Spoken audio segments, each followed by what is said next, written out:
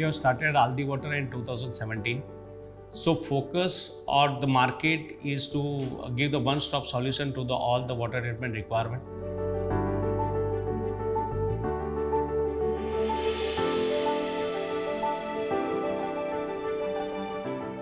We have bagged a very good order from near Ahmedabad. It's a Farmes.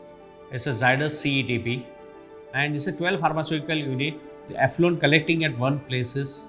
Designing the system, we are going with the Ambia system. It is the latest technology. Ambia outlet water quality we are passing to the 3-pass RO, and these RO product water we are again giving it back to the pharmaceutical company for their utility requirement, for their boiler feeding water and some other process water.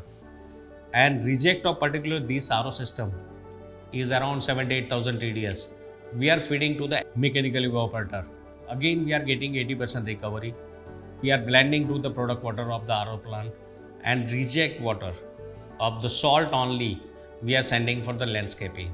We have installed complete range of pumps here in this plant, starting from wastewater pump for transferring of effluent. We have NBA and NK pumps installation here for transfer of waters. RO pumps as a CR and high pressure pumps for filtration application. We have installed our dosing tank station as well as smart digital pumps for dosing of different chemicals. And then we have also installation of CR flex here for solar pond applications. So we can see a complete product basket of Grundfos installed over here.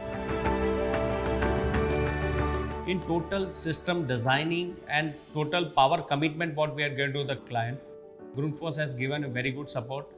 Based on the commitment given by the Grundfos, we have given a commitment to the Zydus team.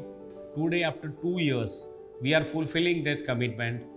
We are very happy with the association with the Grundfos. We look forward to work with Grundfos in future.